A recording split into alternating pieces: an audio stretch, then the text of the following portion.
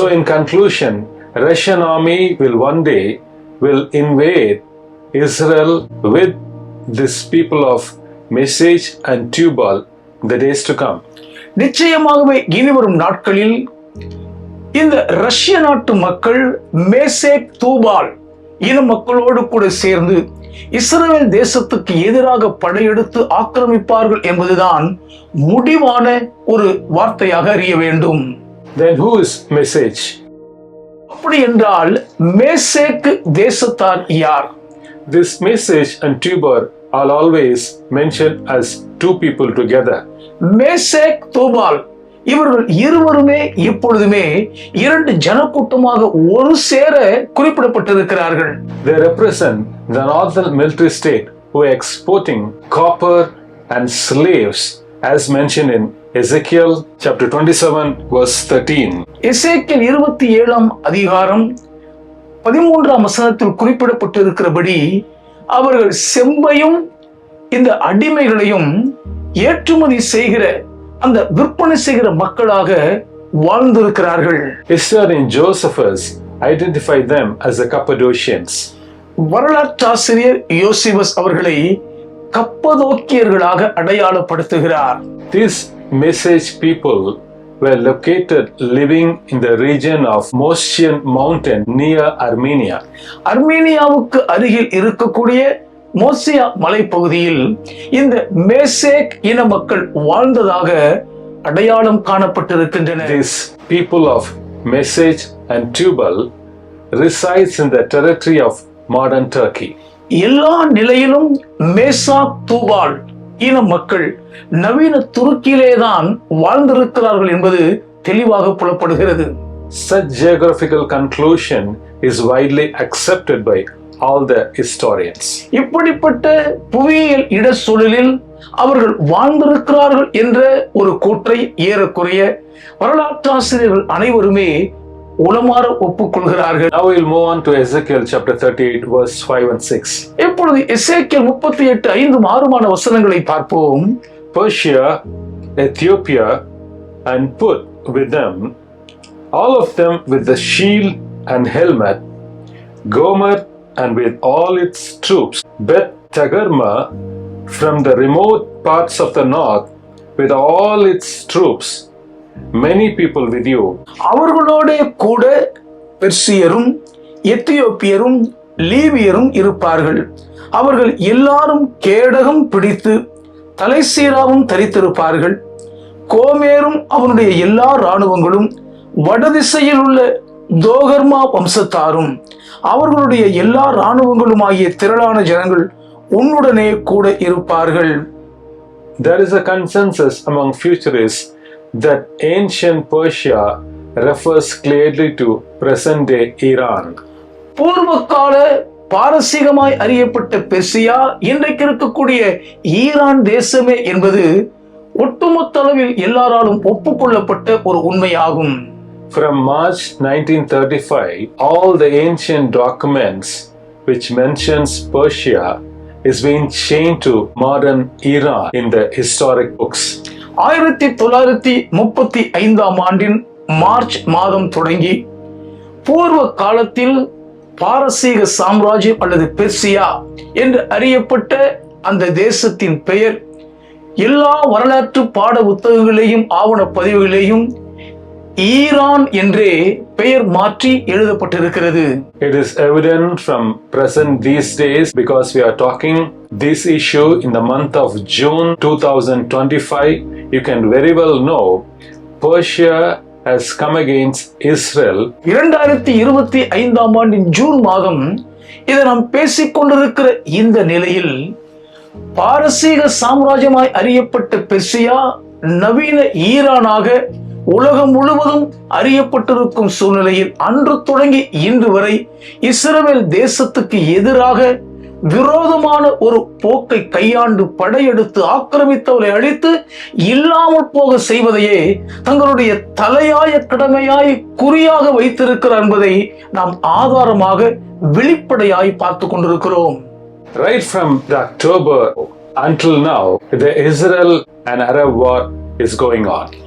October மாதம் தொடங்கி இந்நாள் வரைக்கும் இஸ்ரவேல் தேசத்துக்கும் அரபு தேசங்களுக்கும் இடையே ஒரு போர் தொடர்ந்து நடந்து கொண்டே இருப்பதை அறிகிறோம். Ever since a war was started by Hamas in the neighboring region of Israel, இஸ்ரவேல் தேசத்தின் அண்டை நாடா இருக்கக்கூடிய பகுதியிலிருந்து என்று அமாஸ் பயங்கரவாதிகள் இஸ்ரவேலுக்கு எதிராக ஒரு தீவிரவாத போர் தொடுத்தார்களோ அன்று தொடங்கி until now there is no peace in Israel.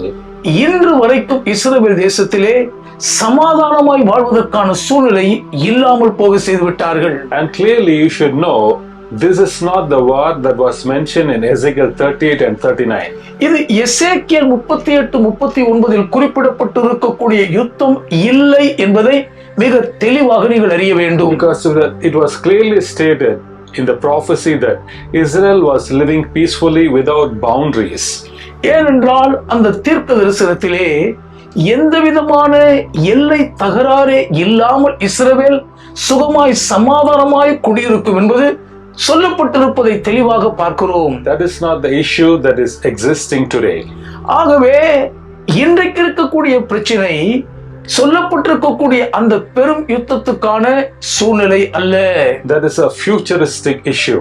அது இனி வரும் எதிர்காலத்திலே சம்பவிக்க போகிற ஒரு பெரும் சிக்கல். Though Iran is involved, ஈரானே இந்த போரில் ஈடுபட்டிருந்தாலும் கூட we have to see all the coalitions coming and attacking Israel in the days to come.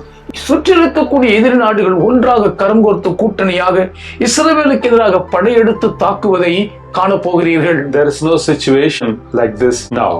இப்போதைக்கு அப்படி எல்லா தேசங்களும் ஒன்றாக படையெடுத்து கரம் கோர்த்து தாக்கக்கூடிய ஒரு சூழல் இல்லை அல்லவா?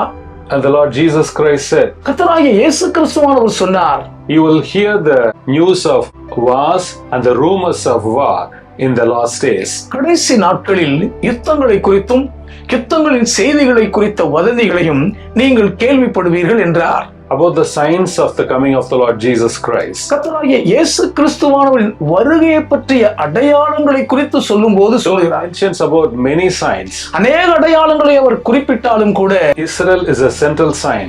இஸ்ரவேல் தான் அதனுடைய மைய அடையாளமாகும். That's why we are focusing on these prophecies. அதனால்தான் இந்த தீர்க்க தரிசனங்கள் மீது தனி கவனம் செலுத்தி தியானிக்கிறோம். We are not afford to miss the mark here. நாம் அந்த லக்கை குறி தவற விட்டுவிடக் கூடாது. So you should carefully see the word of God and the prophecies and the correlating incidents happening in this issue here in this world. ஆகவேதான் இன்றைக்கு இந்த உலகத்தில் நடந்து கொண்டிருக்கக்கூடிய பெரும் சிக்கலான சூழ்நிலைகளை தேவனுடைய வசனத்தையும் தீர்க்க தரிசனங்களையும் துல்லியமாக ஒப்பிட்டு அதை சுற்றி இருக்கக்கூடிய நிகழ்வுகளோடு கூட நாம் இணைத்து பார்க்க வேண்டும். You should not see only the news channels of what is happening. You should hear the voice of the Lord Jesus Christ, the Holy Spirit also. இன்றைக்கு இந்த யுத்தத்தை குறித்து நடக்கும் காரியங்களை செய்திகளில் சொல்லக்கூடிய சேனல்கள் குரல் ஒளிப்பதிவை மட்டுமே கேட்டு முடிவெடுக்காமல் கர்த்தராகிய இயேசு கிறிஸ்துவானவர் என்ன சொல்லுகிறார் என்பதை மிக துல்லியமாக கேட்டு நாம் வாழ வேண்டும். You should not refer only to Ezekiel 38 and 39 about this. இதை குறித்து வெறும் எசேக்கியேல் 38-39 அதிகாரத்தை மட்டுமே ஒப்பிட்டு முடிவுக்கு வந்துவிடக் கூடாது. You should relate to book of Daniel and Zechariah and Jeremiah and Isaiah and so many prophetic books around. நீங்கள் வெறும் எசேக்கியேல் 38-39 அதிகாரத்தை மாத்திரமே பார்த்து முடிவுக்கு வந்து விடாமல் தானியேல், சகரியா மற்றும் எரேமியா, ஏசாயா போன்ற மற்ற தீர்க்கதரிசன புத்தகங்கள் எல்லாவற்றோடும் ஒப்பிட்டு பார்த்து அறிய வேண்டும். Beyond all, you should look upon the words of the Lord Jesus Christ. இவைகள் எல்லாவற்றுக்கும் மேலாக கர்த்தராகிய இயேசு கிறிஸ்துவானவர் திருவாய் மலர்ந்து சொன்ன வார்த்தைகளை கருத்தோடு பரிசீலிக்க வேண்டும். Dwell in the word and deal the word carefully. வார்த்தையிலேயே தங்கி தாபரித்து அந்த வார்த்தையை சரியாய் கையாள வேண்டும். Because once St. Paul said Jesus is coming soon. ஏன் ஒருமுறை பரிசுத்த பவுலுடையார் இயேசு கிறிஸ்து சீக்கிரமாய் வரப்போகிறார் என்றார். And the Thessalonian church stopped working and sat in the church and looking for the coming of the Lord Jesus Christ. அந்த வார்த்தையை கேட்டு தெசலோனிக்கே திருச்சபையார் தாங்கள் வேலை செய்வதை நிறுத்திவிட்டார்கள். திருச்சபையில் ஒன்று கூடி அமர்ந்து இயேசு கிறிஸ்து வருவார் என்ற வருகை எதிர்நோக்கி காத்திருக்க ஆரம்பித்து விட்டார்கள். That is the reason why St. Paul wrote the 1st Thessalonians, 2nd Thessalonians, detailing about the significance of the Lord Jesus Christ coming with attestation of events that would follow. அந்த ஒரு காரணத்தை முன்னிட்டு தான் கர்த்தராகிய இயேசு கிறிஸ்துவனுடைய வருகை எப்படிப்பட்ட அடையாளங்களோடு கூட பிரத்யட்சமாய் இருக்கும் என்பதை ஆதாரப்பூர்வ சான்றுகளால் ஊர்ஜிதப்படுத்துகிறவராக 1 தெசலோனிக்கேயர் 2 தெசலோனிக்கேயர் நிருபங்களை மிகவும் திட்டமும் தீர்க்கமுமாக எழுதினார். Jesus Christ is coming soon. இயேசு கிறிஸ்து சீக்கிரம் வரப்போகிறார். Should get ready to the Lord Jesus Christ. ஆண்டவராகிய இயேசு கிறிஸ்துவை சந்திக்க நாம் ஆயத்தப்பட வேண்டும். Here coming to Ezekiel 38 and verse 5 and 6. நாம் எசேக்கியேல் 38:5-6 வசனங்களை பார்ப்போம். Again says, Persia, Ethiopia, and Put with them, all of them with the shield and helmet, Gomer with all its troops, Beth Dargama from the remote parts of the north with all its troops will come against Israel. அவர்களோட கூட பெர்சியரும் எத்தியோப்பியரும் லீபியரும் இருப்பார்கள். அவர்கள் எல்லாரும் கேடகம் பிடித்து தலைசீராவும் தரித்திருப்பார்கள். கோமேரும் அவருடைய எல்லா இராணுவங்களும் வடதிசையில் உள்ள தோகர்மா வம்சத்தாரும் அவர்களுடைய எல்லா இராணுவங்களும் ஆகிய திரளான ஜனங்கள் உன்னுடனே கூட இருப்பார்கள். Who are Ethiopians? எத்தியோப்பியர்கள் யார்? Who are going to be allies of this Persia? இந்த பெர்சியர்களோடு கூட கூட்டணியாய் கரம் கோர்க்க போகிறவர்கள். Bible clearly depicts Cush as Ethiopians. Goose இன மக்களை எத்தியோப்பியர்கள் என்று வேதம் மிக தெளிவாக வரையறுக்கிறது. Cush is located at the south of Egypt. எகிப்தின் தென் பகுதியில் கூஸ் அமைந்திருக்கிறது. There is nothing but the modern day nation called Sudan. அது நவீன கால சூடான் தேசமே அன்றி வேறொன்றும் அல்ல. Who's the people of Put? இங்கே புட் இன மக்கள் என்று குறிப்பிடப்பட்டிருப்போர் யார்? They are Libyans. அவர்கள் லீபியர்கள். Who is Gomer? கோமர் யார்? The transliterated word Gomer exists 5 times in Old Testament. எழுத்தின்படி மொழியாக்கம் செய்யப்பட்ட கோமேர் என்ற பதம் பழைய ஏற்பாட்டில் 5 முறை வருகிறது. In 1 Chronicles chapter 5 and verse 6. 1 நாளாகமம் 5ஆம் அதிகாரத்தின் 6ஆம் வசனம். Genesis chapter 10 and verse 2 and 3. ஆதியாகமம் 10ஆம் அதிகாரத்தின் 2-3 வசனங்கள். The issue is, where does the modern day Gomer resides? நவீன கால கோமேர் எங்கே அமைந்திருக்கிறது என்பதுதான் பிரச்சனையே. Today the Gomerites people living in the west central part of Turkey. துருக்கி தேசத்தின் மேற்கு மைய பகுதியில்தான் இன்றைய கோமேரின் சந்ததியினர் பரவி வாழ்கிறார்கள். Now we come to understand the descendants of Gomer along with the inhabitants of Turkey are going to wage war against Israel and going to invade Israel in the days to come. இனி வரப்போகும் நாட்களில் கோமேரின் வம்சாவளியினராகிய சந்ததியினரும் துருக்கி மக்களோடு கூட சேர்ந்து இஸ்ரவேல் தேசத்துக்கு எதிராக ஆக்கிரமிக்கும் படையெடுப்பில் போர் தொடுக்க போகிறார்கள் என்பதை இப்பொழுது நாம் தெளிவாக அறிந்து கொள்கிறோம். Now, who are the people called Doherma? தோகர்மா என்று அழைக்கப்படுகிற இந்த ஜனங்கள் யார்? You can refer these people who lived in the eastern Cappadocia. கிழக்கு கப்பதோக்கியாவில் வாழ்ந்த ஜனங்களாக இவர்களை நாம் தொடர்புபடுத்தி அறியலாம். They are bordering the state Dubal. தூபால் என்னும் தேசத்தின் எல்லையோர மக்கள். Gesenius, the Hebrew scholar, identified Doherma people as a people who are having lots of horses and mules. எபிரேய பண்டிதர் கெசனேசியஸ் இந்த தோகர்மா மக்களை ஏராளமான குதிரைகளை உடைய யுத்த வீரர்களாக அடையாளம் படுத்துகிறார். Located in ancient Armenia.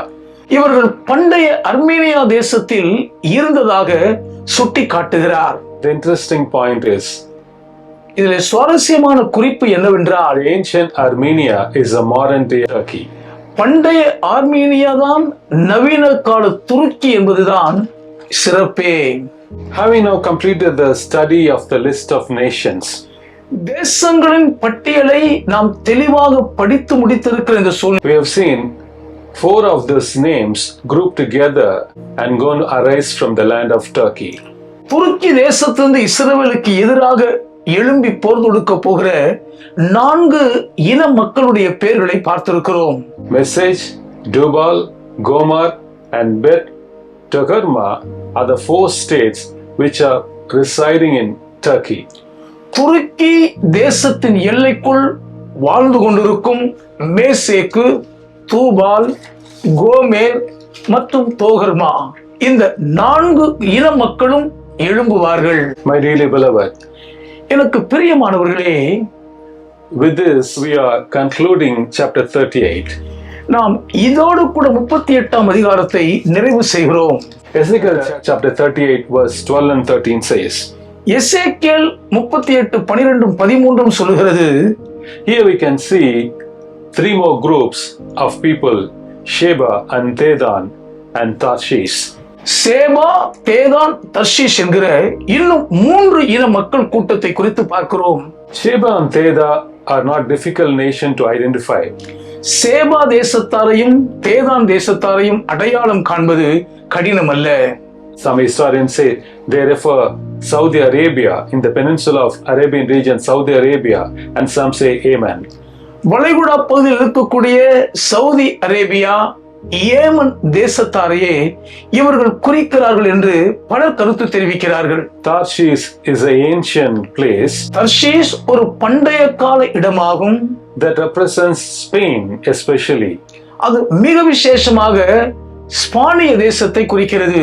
Widely, it might be Spain or Britain or the European nation as a whole.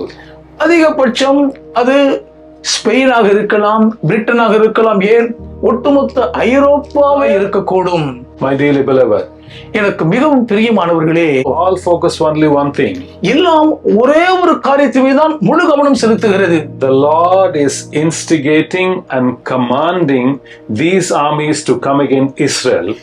இந்த தேசத்து ராணுவ படைகள் எல்லாம் ஒன்றாக சேர்ந்து இஸ்ரவேலுக்கு எதிராக போர் தொடுக்க கர்த்தர் தான் அவர்களை தூண்டிவிட்டு ஏவி எழுப்புகிறார் என்பதே காரியம். He is the commander in chief. கர்த்தர் தான் ஏக பிரதம படை தளபதியாய் கட்டளையிடுகிறார். We are going to see why the Lord is going to do this while discussing chapter 39. 39ஆம் அதிகாரத்தை தியானிக்கும் பொழுது ஏன் கர்த்தர் இப்படிப்பட்ட ஒரு காரியத்தை செயல்முடுக்கி கட்டளையிடுகிறார் என்பதை பார்க்க போகிறோம். Jesus is coming soon. இயேசு சீக்கிரமாய் வரப்போகிறார். Get ready. ஆயத்தப்படுவோம். Maranatha. மாரநாதா.